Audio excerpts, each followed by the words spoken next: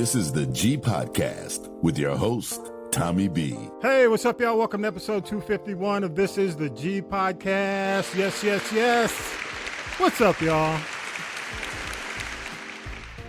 As expected, snow, black people don't show up. Y'all know I love you. You know I love you, Vi. You know I love you, Tanya B. and Talib. But actually, they all had something to do. I don't know where Vi is, though. You know, I think he's still in the UGA doldrums. Yeah, so we'll see. He'll be back in the next week or so. But got to say again, hello to everybody, man. Welcome back. It's our first official show of the season. And sitting next to me, I've never done the two-shot. So I was telling our guest, who's really not our guest, you hear him every week on the show, Syracuse Mike is here. Y'all give it up. Thank you. Mike Roberts, officially. Thank you. And got to say thank you. First of all, let me play this for everybody, so you can see. I gotta play this. So just so you know what Mike drove through to get here. Here we go. So if you're a viewer of This is the G Podcast on a weekly basis, you're viewing my backyard the first day of, I can't call it Snowmageddon. No. Because I think the governor did a great job. Yeah, I think the local and state government did a good job. Yeah, everybody was off the road. You saw people enjoy the snow versus being caught up in the snow. Mm-hmm. So I give and I applaud them for actually absolutely getting people off the road. It was much more enjoyable. People had a chance to go to the park with their kids. School closed early, so it was no Snowmageddon, but it was our official snow day. Mike, what have you heard anything else? You know, I know there were some numbers about car accidents, but have you heard anything? I don't really know any of the numbers. Let me say two things real quick. First of all, I am not this short. I'm sitting down. And second of all, I'm from Buffalo, New York, so this was not a big deal to drive here. Not a big deal. Okay. And I hate Buffalo. Anybody from up north is laughing. Yes, but that's okay. And they always laugh. But no, I'll tell you what the biggest thing for me for this particular snowstorm is that I did not anticipate this much snow. No, I didn't either. I came here from Macon. Macon is fine. There's nothing on the ground. Right. But as I drove up north, I got to North Monroe County, and if you're familiar with Georgia, it's Macon, then it's Monroe County, then it's Henry County, with a little Spalding in between there. But I noticed that by the time I got to North Monroe County, that's when I started seeing some dusting. But when I got to Henry County, I was like, whoa, am I back in Buffalo? Well, let me tell you, we were actually supposed to start getting the snow at 7 o'clock. Right. 8 o'clock. And by 5 a.m., it was already hitting the ground. Yeah. And the picture I just showed you guys, the video, this was like where it was supposed to be beginning. Right. It was already on the ground. So no, I don't think anybody expected this. No, and this kind of snow you normally see north of Atlanta. Yeah, I agree. Don't necessarily see it south of Atlanta. I agree. We were surprised, but it was a pleasant surprise. Yeah. You know, only a few idiots on the street. Yeah, I did notice that when I looked at television coverage yesterday. Yeah. The streets, particularly even the interstate, seemed pretty empty. Yeah, absolutely. But hey, man, you drove here, and as we tape, it's Saturday morning, so I still have to give you your props. Because the brother here, there will be no bread and milk trips for me. No, until it's all gone. Both of us, you got that right. Until it's all gone. But for those of you who don't know, Mike owns a station in Georgia, in Middle Georgia, Forsyth, Georgia to be specific. It's at 100.1 Magic 100. It's an amazing sounding classic soul hit station. And if you do have friends in the Forsyth area, if you have friends in Middle Georgia, you have friends on the road going up and down 75, let them know to check out 100.1 on the FM dial. It is a great station. I appreciate that. And I should also tell your listeners and viewers that the reality is the first question you're going to get is, where can I stream you? You can't, because unfortunately the station's in a very rural area at its tower site, and internet service is really, really bad there. So that's why we don't stream. So as soon as you get fiber, Yes, and I've been hearing about that for at least 10 years now. That's crazy. Hey, well, you know, I'm almost getting political. I mean, but what happened to the infrastructure bill? What's up, But I'm not going to go. You got to have at least a few neighbors around you to help, because they're gonna put the fiber lines in where the most population is. Yeah, so true. But really and truly, it's a great sounding station. Thank you. If you drive through, take a chance, or if you know people in the area, tell them to tune in. Okay. Before that, Mike ruled the airwaves in ATL at V103, and I had the opportunity to produce the Mike and Carol Morning Show with you, Mike. I produced that show from 90, 91, 92, and 93, and I left January of 94. But you know the biggest thing I remember, Mike, and about being involved with your show, that time period of knowing you, the Buffalo Bills Super Bowl parties. Now, they didn't come out here to shame you, Mike. Yeah. But the Buffalo Bills, of course, they're in the wild card this weekend. They're in the playoffs. But the amazing thing is, for 4 years, they were in the Super Bowl. 4 years in a row. 4 years. I look back and I said, damn, the time that I produced Mike's show, there was a Super Bowl party every year at your house. Yeah. What do you when you look back on that? I know it's, I'm a Falcons fan, right. So so am I. Nothing can be worse. I mean, it's to me, it's almost better not to get to the dance if that's what's going to happen. Yeah. So, and 4 years in a row. By the fourth year, I was like, I'm no more. We don't need to go anymore. Did you do 4 parties? Well, actually, the Super Bowl parties I think started with the Bills, but continued after that. Okay. And then it just got to the point where it was just too difficult to time wise to put it together and also run the radio stations in Macon. So that's what really kind of stopped them. Yeah, and you were doing. I remember you had a lot of the news folks, because you were doing you were doing some TV stuff too. I remember. Who's Karen Greer? Used to come by. I saw her at a few of the parties. Yeah. But you some good parties, man. Yeah, Karen was. Monica Kaufman was there. Monica was there. Yeah. We had a few. We were lucky a few times to get some big names. It was good. I mean, we had a great time. That wasn't the game. It was really more about just coming out and hanging. Having a good time. Yeah. Unfortunate, man. But I just had to bring that up because the Bills are playing this weekend, and for you folks. I mean, it's a hell of a football weekend. Yeah. And it has been since Thursday with the college football playoffs. But this weekend you've got Rams and Texans, Steelers and Ravens. The Bills play on as we tape. Mm-hmm. They would have already played Sunday when you guys get this podcast. And, of course, Commanders Sunday night. Again, you would have already gotten the I'm not gonna ask you to give a prediction, Mike. Don't worry. No, I won't. And Monday, the Vikings and the Rams. And I wish Vi were here, because the college football playoffs, we now know Notre Dame and Ohio State will be in the playoffs here in Atlanta on January 20th. And I watched that game again as we tape on Saturday, Friday night. It was a good game. Good game. Good.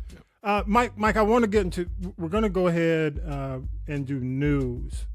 But any thoughts, like, just I want to ask you before we do news about Magic and the fact that Magic still does well in the ratings still. And I know we can't really talk about ratings. No. Inside joke, but we can't really talk about it. But classic soul hits, man, and oldie stations are still performing well. I still look at the overall, consumer rating reports, and I still see, the fact that the R&B adult stations are still doing really well. Yes. You look in Atlanta, it's either going to be, if you're in the Atlanta area, Magic or WALR Kiss 104. If you're from Philly, you're going to see WDAS. Mm-hmm. If you're from Dallas, you used to see K104, but now you're going to see, you still see K, probably the top black station, right, but you see more of the classic stations rising to the top. Same thing in New York City. Yeah, New York, you're going to see BLS is now R&B adult. Yep. And then you see the only other market I haven't mentioned. I mean, LA really doesn't have one. No. But in all the major markets, you're seeing the hip hop and R&B stations kind of falling from the wayside. What do you attribute that to? When you look at the fact that classic soul hits, I don't want to sound like my parents, right, and say the music sucks. But what do you attribute it to? I'm just saying. but what do you attribute that to? I think there's a bunch of factors. I think for one thing, in a lot of large markets, I think one of the big things that happens that causes the adult stations to do better than the hip hop stations is that there are usually multiple hip hop stations. So there's a lot of division of the audience. Then there is the competition that has nothing to do with radio itself. You've got a lot of young people that don't even listen to radio anymore, and so they're getting their music from streaming services or watching stuff on YouTube or wherever. But I have a Gen Z, so I see it all the time. Yeah. So there's the competitive situation, and then I think older adults are just pretty loyal to what they grew up with. Yeah. And it comes to, it's not just the music, it's how they get the music. I mean, I still remember when AM was dominant, and that's where you found most of the major music stations. So, for young people, most of them don't even know how to turn a radio on now, unfortunately. Yeah. And then try to tell them about AM radio, they'd be completely lost. So I think that it's a combination of factors. But see, Mike, a lot of people, I don't think they know that when you came, first of all, let people know the cities you worked in before you came to Atlanta. Buffalo, New York, hometown, Syracuse, New York, Cincinnati, Ohio, and then Atlanta. Okay, when you came to Atlanta, you were doing a young station. Yes. So you came in. And it was on AM. And it was on AM. Yes. And you were scaring the big boys. We did. We were in the top 3 in the ratings when it came to teens. Yeah, and the fact that you were playing hip hop. Yes. When you came in. So you're not a guy who's always been in the adult market. You understand what it takes or what it took back then. Yeah. I mean, when I went down to Macon, we converted a jazz station into a hip hop station, and that was Foxy. Right. For those that was Foxy 107, right. Which was and really took a bite out of the big R&B station in town. But again, that was back in the day when urban radio was kind of all things to all people. Mm-hmm. Back when V103, would play everything from Jay-Z to Aretha Franklin, and so hip hop radio was able to grow by focusing on that particular genre, and then because we were playing it at night, right. A lot of R&B stations were playing hip hop at night, and that was it. Yeah. And so you had the young end stations come on the air, and then a few years later, then you started seeing even more and more older end stations, urban AC or urban adult contemporary. Right. So, then that left mainstream radio kind of stuck in the middle. And if you didn't really lean one way or the other, you ended up getting trapped. Right. So true. So is when you look at what's going on with especially these younger end stations, what do you think the solution is for them to improve? I have not given that a lot of thought. In reference, but let me say this: Can you get the young people back? Some to radio. Some of them. I still think I still think radio in general. This is across all demographics. I still think the key to a successful radio station is local. Okay, I agree. And I think that if it's local, if it's focused, if it's talking about, if it's playing the same, regardless of genre of music, if you're playing the music for the demo you're trying to appeal to, but you also are tying in culturally what's going on locally that they can relate to, I think that would help. But it's going to be tough on the young end. There's no question about that. Do you think people are kind of growing tired of syndication in the morning, especially with black markets? I would hope so. Because that I still believe in local morning radio. Because I think it's working here in Atlanta where we are. Yeah. You're seeing I don't want to, because we have a lot of people listening, but I see the success of KISS 104 with a local, kind of a live and local approach. Right. In R&B, and I don't know how long they can afford and V103 has always been live and local. Yeah, it has been. And I give props to V. Right. Because V is still the top hip hop and R&B. Right. And they're live and local. Right. So okay. So local, I agree. I think that's the key, right? Musically, I don't know how much more they can do. I agree. I don't think there's a lot you can do. Yeah.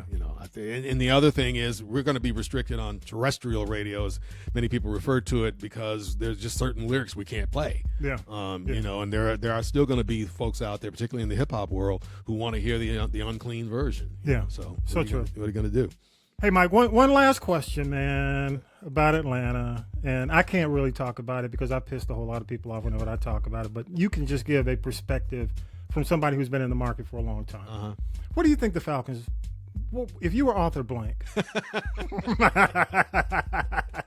You're asking a non-sports guy. But just from a organizational, how I run my, looking at and I know you're from Buffalo. Yeah. So it's like, what is the guy from Buffalo going to tell me? but you've been in the city a long time, and I know you talk to people. You talk to people who are involved and engaged. What would you do, man? How do you keep these people loyal when you have these significant ups and downs? From someone who, again, that does not know a whole lot about because you used sports. to come on and have to talk about it. Yeah. You and Darren, when Darren was doing sports. And we still cover sports in Macon. This is the big stories. But but I'm as a casual sports fan, I will tell you that the thing I keep hearing every year about the Falcons that kind of throws people off is draft time. Yeah, and that they just don't seem to know who they need to draft every season. You're hearing that as a casual, and I hear that as a casual person. That why did they pick such and such a guy? And I remember when the times where they were, why didn't they get a quarterback? And so I that's the only thing I can tell you is that maybe fix that and put Beyonce on at halftime. That's a good point. I mean, that'll bring people in. Absolutely. I agree. Appreciate you, man. And let's go ahead and you don't freak out hearing your own voice on these clips, but let's go ahead and do news and we'll talk about it on the other end. Here we go. Right. News team, assemble! It's time for the Week in News with Syracuse Mike. It happened Monday. Today, America's democracy stood. That's Vice President Kamala Harris as President-elect Donald Trump is officially now the winner of the 2024 presidential election. It was a much more peaceful certification of the election by Congress, happening on the same day, January 6th, as the riot at the U.S. Capitol 4 years ago. After the ceremony, Harris told reporters, "One of the most important pillars of our democracy is that there will be a peaceful transfer of power." As VP, Harris's role also includes serving as the president of the Senate, where the Electoral College votes are certified. There was tight security in and around the Capitol. Members of the Democratic Party did not challenge the results. President-elect Donald Trump held his first press conference of the new year at his Mar-a-Lago estate. He covered a number of topics, including a question from a reporter asking about the use of military or economic force to gain control of the Panama Canal in Greenland. I can't assure you, you're talking about Panama and Greenland. No, I can't assure you on either of those two. But I can say this. We need them for economic security. Mr. Trump has also recently made statements about Canada becoming the 51st state. Just as Canadian Prime Minister Justin Trudeau has announced he is resigning. That decision in part over how his party feels about how he is dealing with Trump and the threat of 25% tariffs. Hey, Mike, I want to take a break there for a minute. We're going into 2025. It's 2.0, Trump 2.0. How are you going to report this craziness when we're talking about Greenland and you're talking about, because even the people in Greenland are throwing up the WTF, what. And then, the Canadian thing, which really, how relevant is this stuff? How are you going to deal with the craziness going into? Well, you just said it right there. What's relevant? Yeah. And the reality is you mention it and you move on. I think, in reference to the Trump administration for the next 4 years, from a news perspective, I think you have to focus on what's really, really important. Okay. And on top of that, he's already put out 3 huge nuggets for what he's going to do as president, and I think that's where the media has to focus. One is the economy. He spent a lot of time talking about how he was going to bring down the price of groceries. I don't know how you do that. He's already rescinded. He's already backing down on that. Yeah. So the media has got to focus on that. Yeah. The second thing he focused on very heavily during the campaign was immigration and the border. What's going to happen? How are these businesses who depend upon immigrants to run their businesses, basically to keep them in business? How are they going to react as time goes by? And then the third thing is Ukraine. And I mention only Ukraine because how he handles Ukraine will tell us a whole lot about how he's going to handle the rest of the world. And Those three things I think are far more important to focus on than Greenland and Canada and the Panama Canal and all that stuff. Because Gulf of Mexico become the Gulf of America. He riffs a lot. Yeah, but keep him on. The media has to focus on the important stuff, and remember that with any other politician, that's what you would do. Yeah. And we tend to get distracted when it comes to Trump. I hear you. Well, I agree 100%, man. I hope that the media, because I'm already seeing CNN chase his tail. Yeah. And not necessarily MSNBC as much, but definitely and Fox News is chasing him as well. I just hope we don't have to deal with that because a lot of people are going to disengage. Well, and the other thing that we have got to do, and this may be surprising to hear me say this, is we have got to be careful in the media moving forward in covering him when we start subtly saying things that are basically us saying, you're stupid. Okay. You, the voter who supported him, you're stupid. Yeah. So you got to cover him in a way where you're saying, okay, well, here's what he said he was going to do. Right. Here's what he said. Here's a clip of what he said. Now here's what he's doing. Right. Don't get into the, how do you believe this guy? The name call. Yeah, the stuff like that. I think that becomes a problem. That's what got him elected. I agree. I agree. That people rallied behind him. Because one of the big things now is the fact that he said he would basically get us out of Ukraine. Right. Day one. Day one. And now it's 100 days. Right. From what I'm hearing. Okay. All right, let's go to the next story. Here we go. Millions of Americans with medical debt get a big win from the Biden-Harris administration. AURN's Ebony McMorris explains. The Biden-Harris administration has finalized a groundbreaking rule that will remove $49 billion in medical debt from credit reports. Vice President Kamala Harris announced the rule implemented by the Consumer Financial Protection Bureau, which raised credit scores by an average of 20 points for over 15 million people. This move comes as medical debt remains the largest source of debt in collections across the nation, impacting 100 million Americans. Vice President Harris emphasized the transformative impact, stating that no one should be denied opportunities like buying a home or starting a business due to unpaid medical bills. Additionally, local governments leveraging American Rescue Plan funds have already eliminated over $1 billion in medical debt for 700,000 residents, with more relief on the way. For AURN News, I'm Ebony McMorris. As somebody with like $10,000 for just walking into the emergency room for 2 hours, yes, thank you so much. I do have to say that's a big deal because you get surprised for nothing. Yeah. So yeah, I mean, for all the folks who are impacted by these bills and it's lingering and you're trying to negotiate, I hope that definitely helps. So it should. All right, next story. Former President Jimmy Carter was remembered fondly Thursday at a state funeral service at Washington's National Cathedral. President Biden delivered one of the eulogies. Two of them came from President Carter's vice president and a former GOP president who became his friend, both now deceased. First, Walter Mondale's son, Ted. Today we join in sadness to honor our dear friend, President Carter, for his extraordinary years of principled and decent leadership and his courageous commitment to civil rights and human rights. And then there was Gerald Ford's son, Steve. Jimmy, I'm looking forward to our reunion. We have much to catch up on. All four living former presidents attended the funeral service. Mr. Carter was buried next to his wife, Rosalind, on their property in Plains. I know you don't have a whole lot to say, but I am going to ask you when we get to political talk at the end about the Obama-Trump. I just want to, I mean, we're not going to spend a lot of time, but I do want to get there. All right, here's the next story. As expected, a New York judge declined to sentence President-elect Donald Trump to prison time. He was sentenced to an unconditional discharge, which means he won't face a fine or probation, after a jury found him guilty of 34 felony counts of business fraud in connection to his so-called hush money case involving payments to porn star Stormy Daniels in 2016. While that's good news for Mr. Trump, the bad news is he becomes the first president to carry the title convicted felon.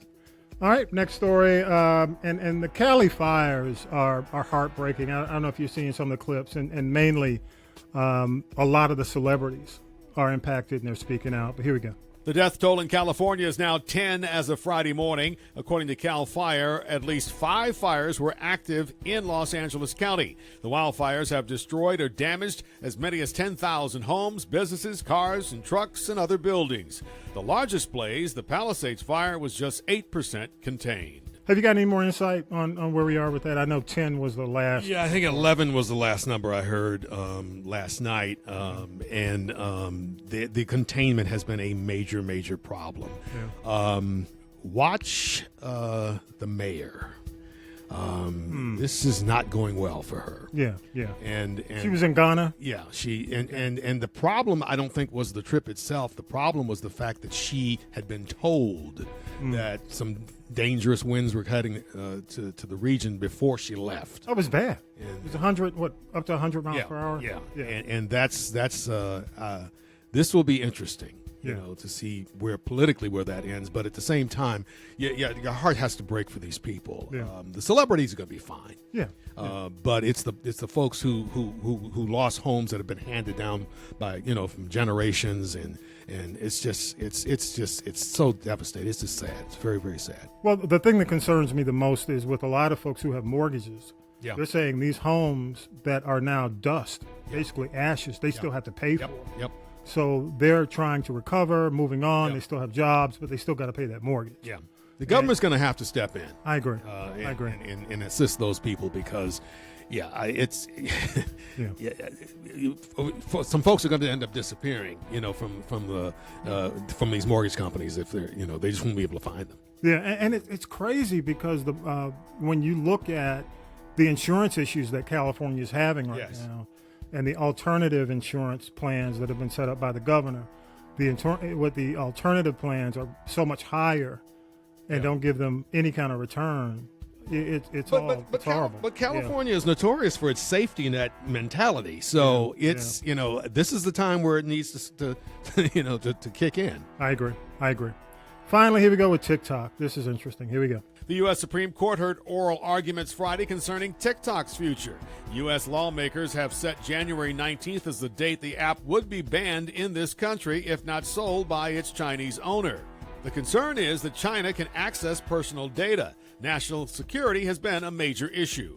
Some legal experts believe the High Court will rule against TikTok's owners in part because the justices rarely step on laws passed by Congress. Yeah, I'm a fan of TikTok. I am too. We were talking about the fact that, if you're a small business or, you're a content creator, it's probably the best engagement platform that we have, that does a really good job technically.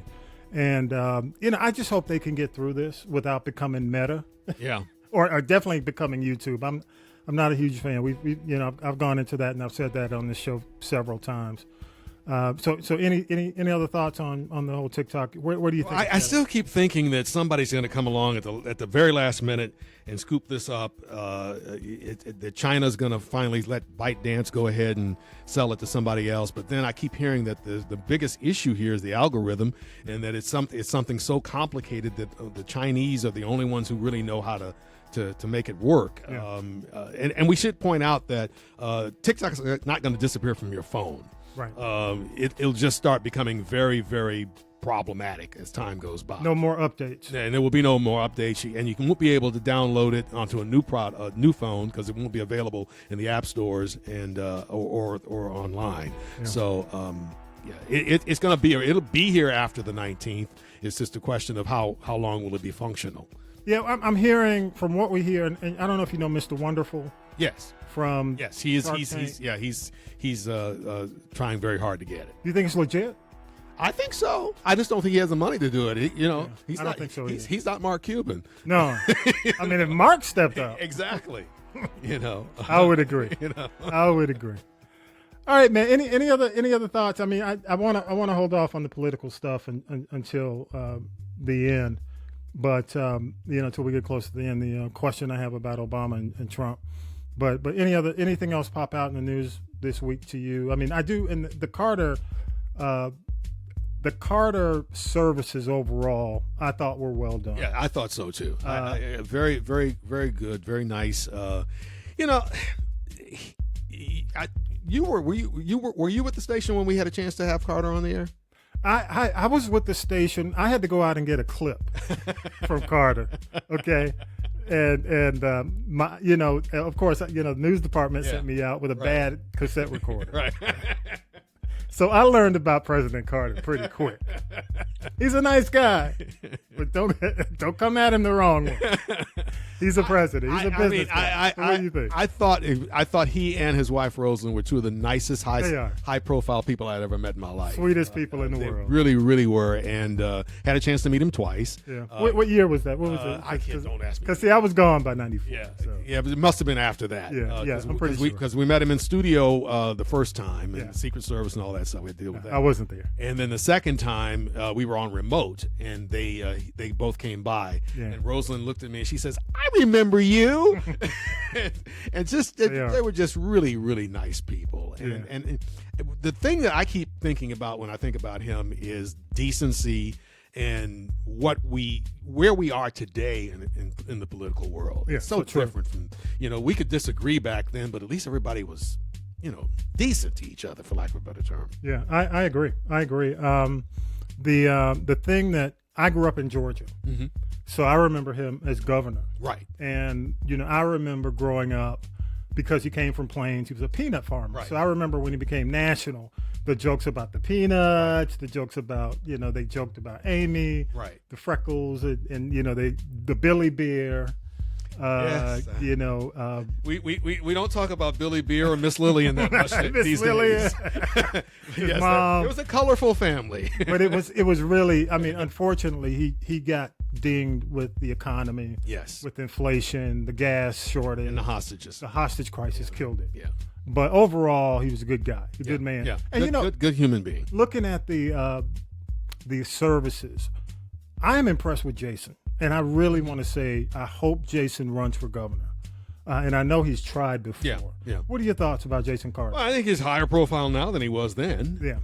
The question is going to be who else decides to run. Yeah. But I'm like you. I kind of get a sense that he may run again, especially after all of this. Yeah, I'd love to see him run. I hear he may be running again. Yeah. And no knock to the other candidates who are thinking about it, but I think in this climate, he may be the guy who can break through. Yeah. And win Georgia. Yeah. Because if you got a Burt Jones, and yeah, he's already pretty much said he's going to run again. Yeah, he thinks he's the heir apparent. Yeah. And most lieutenant governors feel that way. He's please no, Jason, save us. If I'm still in Georgia. Do most of your listeners know that he in Georgia know that he's also Jones Petroleum? No. Yeah. I didn't know that. Yeah. Because he's in what, Butts County? Yeah. Wow. Yeah. Those. And I think they know he is a former UGA player. Right. Played football. Yeah. I didn't know that. Yeah, but that's his family is the JP. I guess it's JP is their symbol on those service stations that especially throughout rural Georgia. I don't know if I can take a Jones governorship. So please, Jason, if you hear this, if you're listening, that's all I gotta say. All right, y'all. Hey, let's. Tanya B's out this week, so I'll go ahead and try to get some entertainment in. Bear with me, y'all. I know. Don't laugh. Now then, children, it's time for tea. It's tea time, y'all. Sipping the tea with Tanya B. Yeah, Tommy B's in for Tanya B. She'll be back next week. She has some stuff going on. And Megan Thee Stallion was granted a 5-year restraining order against Tory Lanez despite his imprisonment. You got to ask, how do you have to put a restraining order on a guy who's in prison? Because, the fact that Tory is causing or wreaking havoc on Megan, even behind bars, he's using third parties to harass and basically to basically make posts on the internet to make her life miserable, to the point where she's saying basically she hasn't had any peace since the shooting.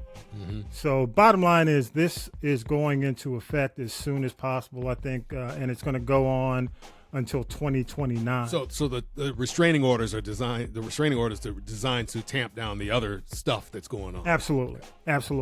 She's had physical restraining orders on him when he wasn't in prison.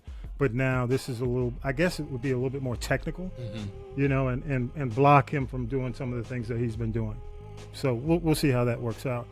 The NAACP Image Awards are approaching, and The Piano Lesson, I don't know if you've had a chance to see it on Netflix, is leading the film nominations with 14.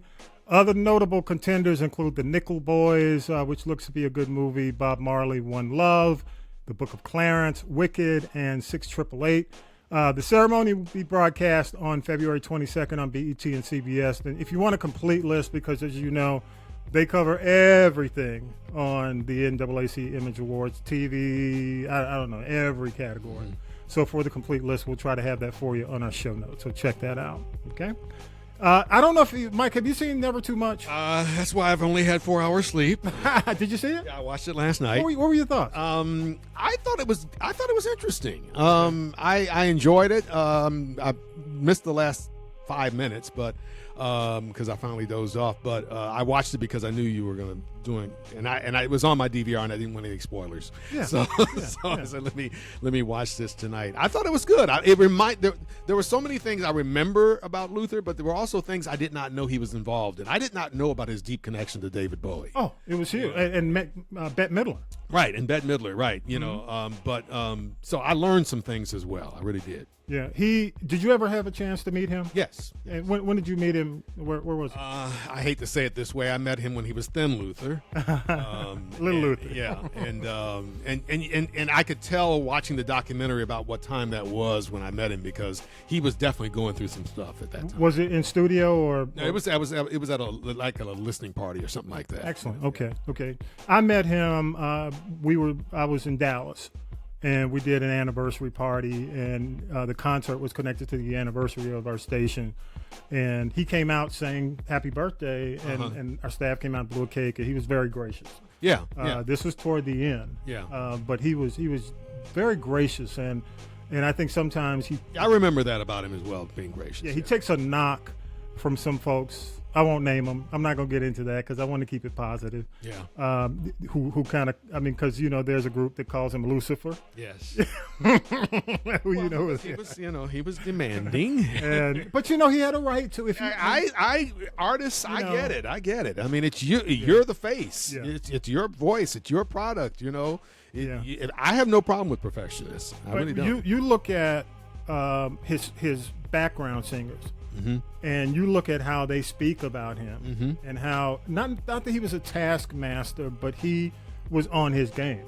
Right. He wanted, and because he came from Bette Midler, these big, extravagant backgrounds, and Bowie was demanding, he carried on. Right. With that. So I can understand it when you show up late, and I get it. I get it. And he and Anita weren't the best of friends. No, they weren't.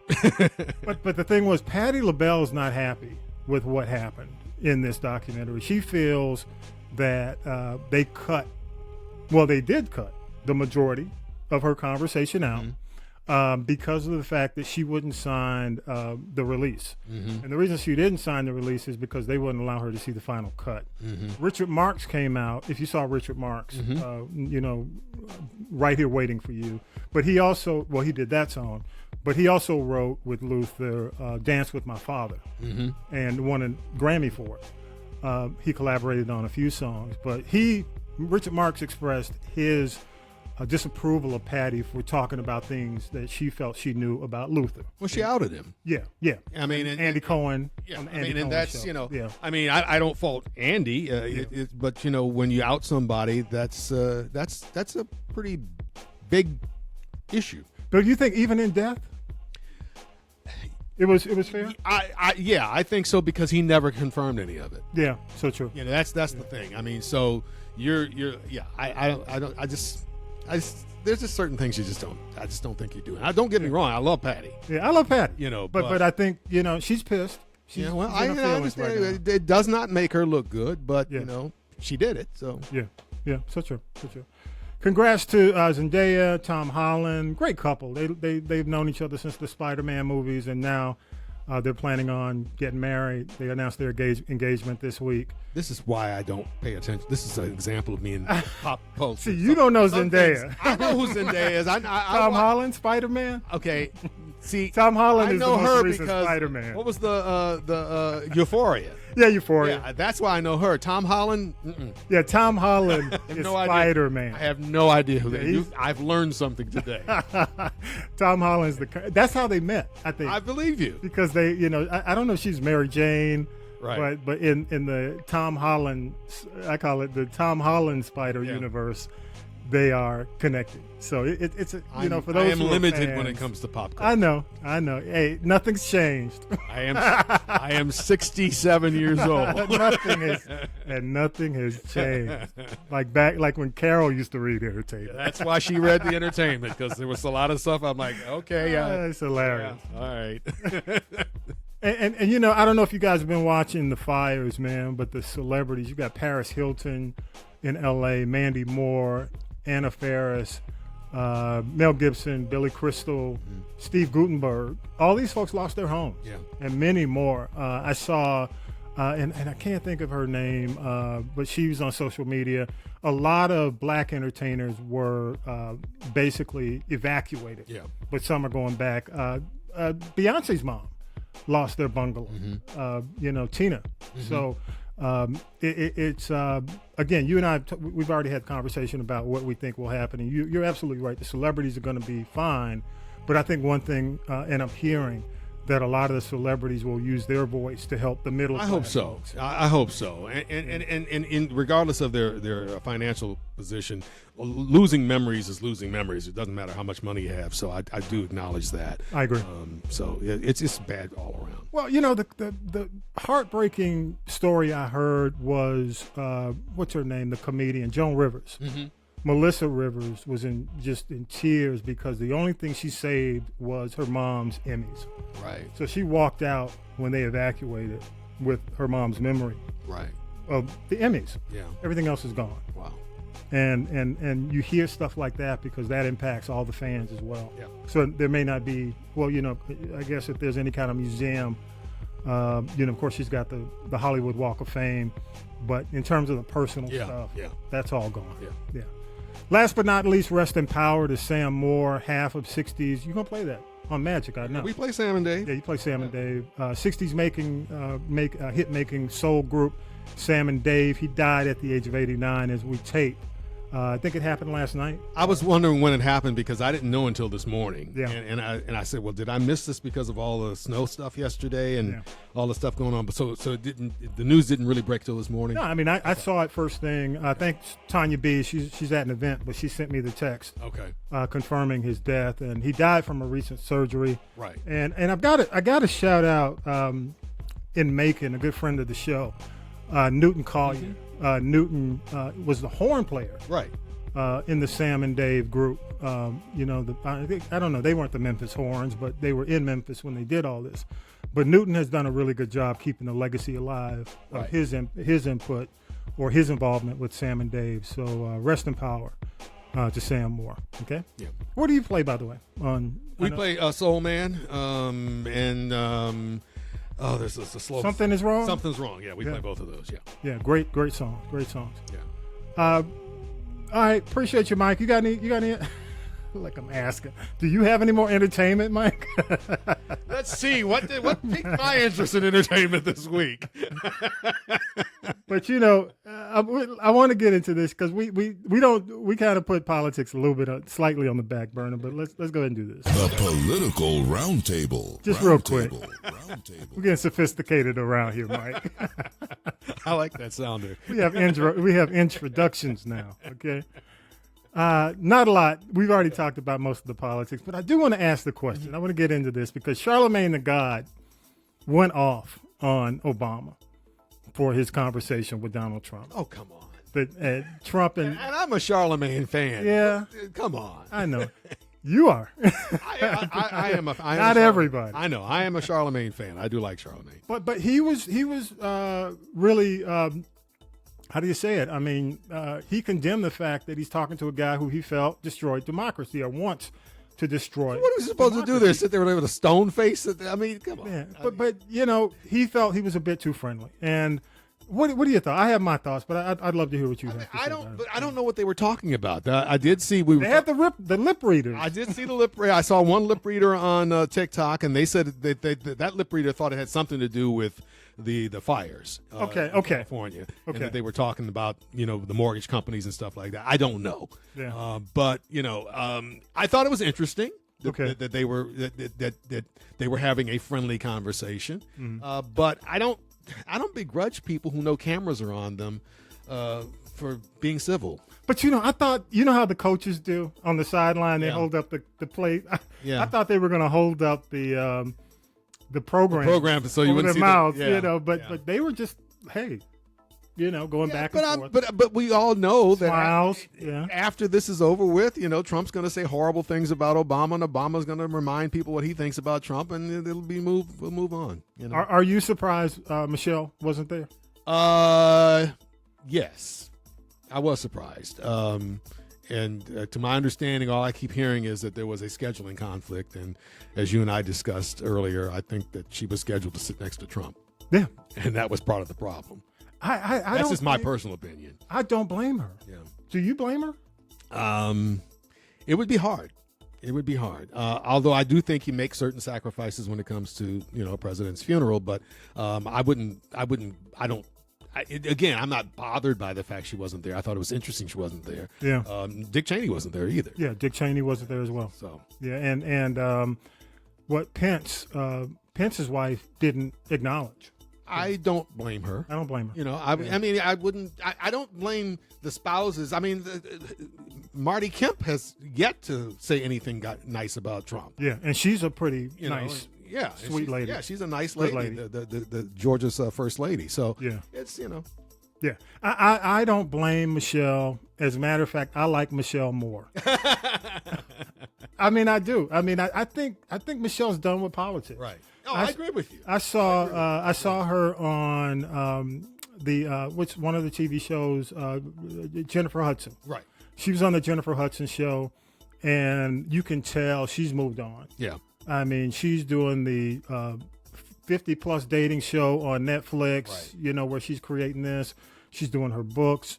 And I just think she doesn't want, when she talks about Barack, it's like he's doing his thing over in the room. Right. And he's going to talk about that. And she's kind of in her own world. And I think she's in her piece. Yeah. So I like her more, the fact that she wasn't there. I don't think it's disrespectful, because I don't think it's disrespectful. Right.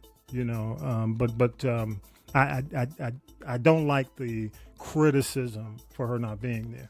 Yeah, I mean, I'm kind of neutral on it. You can't assume. I'm kind of neutral on it. I would not have been surprised had she been there, and then I wasn't surprised that she wasn't there. I'll say that I was a little surprised she wasn't there. Yeah, yeah. Only because it was the funeral of another president. Yeah, I agree.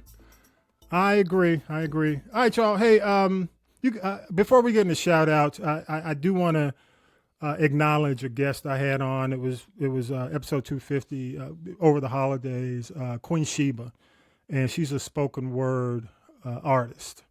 And Mike, first of all, let me ask you, you have any shout outs before I pull up this clip? Any final? No. Folks, thanks, Mike. I'm sorry. But I do want to play a clip from her because she summed up for me a lot of what I feel. Mm-hmm. And I'm going to play this clip. You probably see it right now, folks, up on the screen. But I want to go ahead and play this. Here we go. Mm-hmm. How do you write in this climate? So that's an amazing and awesome question. So I have a brother friend. So he's not my real brother, but I've known him a long time. His name is Andrew Tyree. I want to give him his proper shout out. And he did a TikTok that went 3 million, 7 million viral. And all he did, I won't say all, but he spoke from the heart. He was in his car, and it wasn't a fancy video at all. It was Wednesday, I think, after the election. And he started off and he was like, look, today is Wednesday. You got till Monday. And basically, and I don't want to mess up his TikTok, but you can go find it. It's pinned to his page because it went all over the world because the sentiment is we still got work to do. The election happened. Cool. It is what it is, but we can't give up. That doesn't mean lay down or hide or go in the closet and shut the door, because that means they really won. We don't want them to win. Whatever. Run your little bills in your office, because part of it is the atmosphere that 45/47 is creating in the country. I mean, this week, there's already been a car bombing, guy running into A guy went with his truck, and that's all over the news. In New Orleans, exactly. And the car bombing was a shot at Trump and what's his bestie's name? Well, Elon Musk. Elon Musk, right? With Tesla the Cybertruck. X and right with the Cybertruck. And so I think everybody doesn't know what to do, but how I write in this climate is you have to hold on to hope, because you're holding on to yourself and your children and your immediate family members. Affect your small part of the world and give that hope, and that will trickle out to everybody else. Yeah, good stuff. Yeah, I want to say thank you to Queen Sheba, because when she said that really kind of sums it up for me. You know, looking forward. I mean, we're not gonna be chasing our tails or anybody's when it comes down to some of the foolishness. But I do agree with you, Mike. You have to show, okay, this is what he said, this is what he did. Yeah. And she's absolutely right, though. I mean, I understand people taking a break. I get that. Yeah. But don't take too long of a break. Right. We have to stay engaged. We cannot give up. Yeah. We have to stay engaged. I agree. Love your thoughts, y'all. Definitely reach out to us. You can scan the QR code on our, if you're watching the video, the QR code's on the video. Also, you can go to any of our social media and you'll see the link that gives you all the links on how you can engage with us, basically on our social pages. Mike, we have the people poll. Mm-hmm. So don't sue me for the people. No, I don't own it. Somebody. But you can go on and leave us a voice message and we'll play back the best. Don't forget, support the podcast. Make sure you basically, we're doing our 25 in 2025. Again, all that is on the link. And when you get to that, basically just walk through it. It's simple stuff. Mike, you can do it. You know, you're kind of a technophobe, but yeah, anybody can do it. Okay. Not dogging you, but I just know you from back in the. No, you're much better. You know, I taught you something. Yeah, I've actually built computers. That's what I'm saying.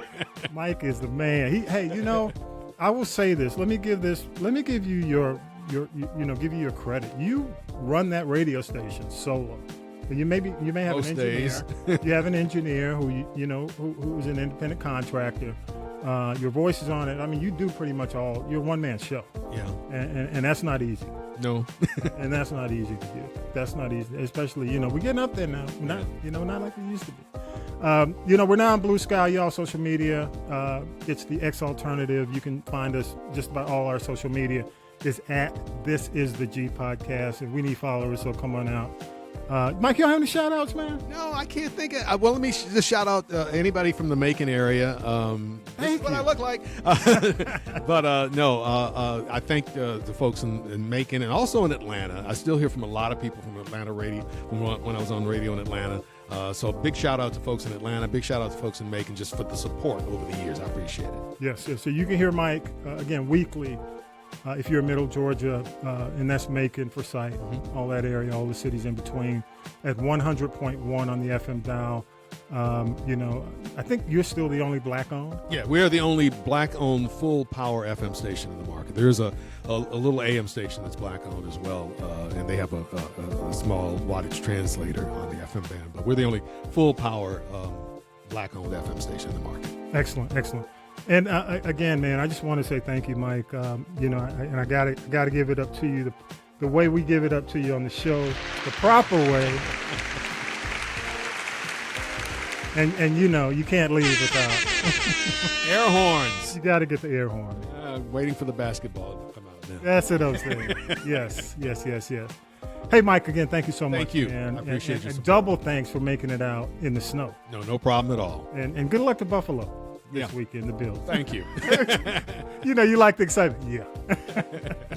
But again, y'all, thank you again to Mike Roberts for coming out, our very own Syracuse Mike, y'all. Have a great week. Have a safe week. And again, thank you so much for checking us out.